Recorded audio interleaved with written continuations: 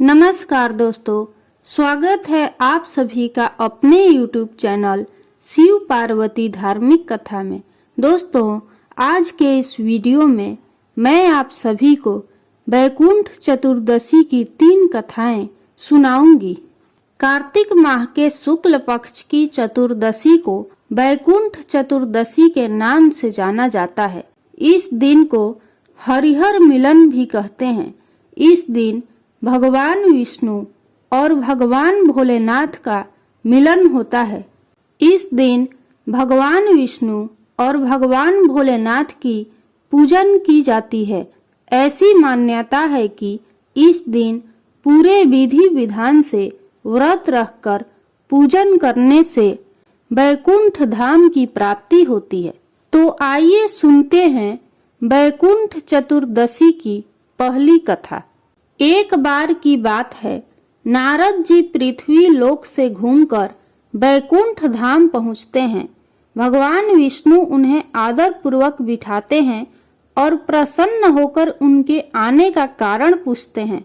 नारद जी कहते हैं, हे प्रभु, आपने अपना नाम कृपा निधान रखा है। इससे आपके जो प्रिय भक्त हैं वही तर पाते हैं। जो सामान्य नर नारी हैं वह वंचित रह जाते हैं।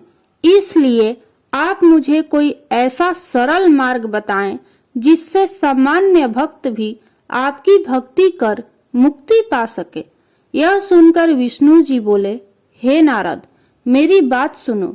कार्तिक शुक्ल पक्ष की चतुर्दशी को जो नर नारी व्रत का पालन करेंगे और श्रद्धा भक्ति से मेरी पूजा अर्चना करेंगे, उनके लिए स्वर्ग के द्वार साक्षात खुले रहेंगे।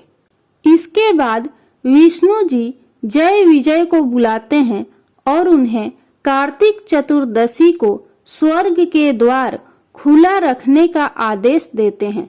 भगवान विष्णु कहते हैं कि इस दिन जो भी भक्त मेरा थोड़ा सा भी नाम लेकर पूजन करेगा वह वैकुंठ धाम को प्राप्त होगा।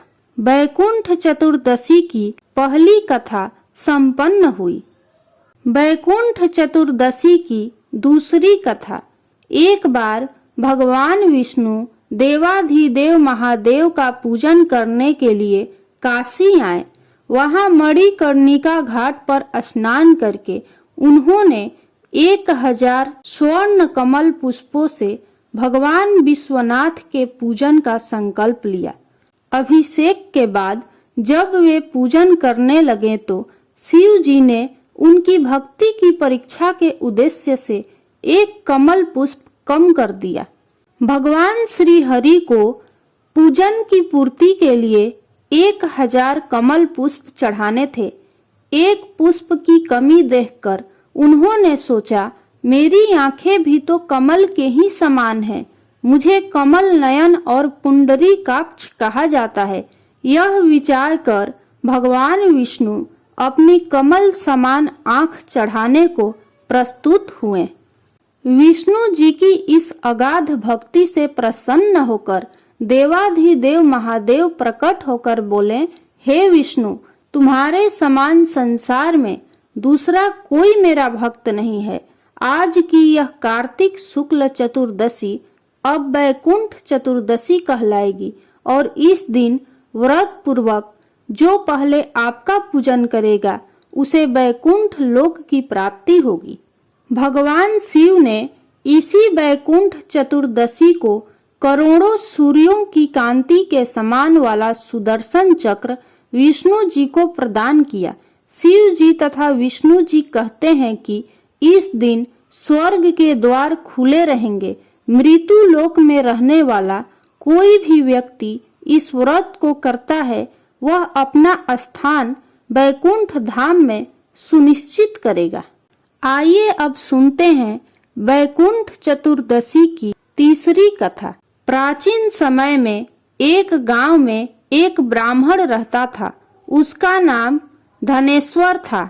जन्म से तो वो ब्राह्मण था, किंतु कर्म से बहुत ही पापी था। उसने जीवन में अनेक पाप कर्म किए थे। उसके ऊपर कई पाप थे। एक दिन वो गोदावरी नदी में स्नान के लिए गया। उस दिन वैकुंठ चतुर्दशी थी। कई भक्तजन उस दिन पूजा अर्चना कर गोदावरी घाट पर आए थे।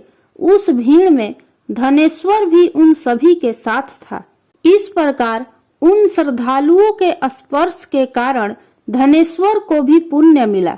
जब उसकी मृत्यु हो गई तब उसे यमराज लेकर गए और नरक में भेज दिया।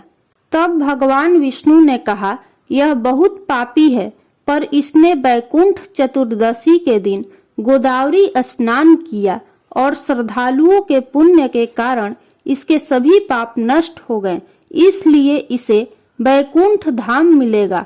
अतः धनेश्वर को वैकुंठ धाम की प्राप्ति हुई। दोस्तों, इस प्रकार वैकुंठ चतुर्दशी की कथा संपन्न हुई। बोलिए श्री हरि विष्णु की जय, भगवान भोलेनाथ की जय।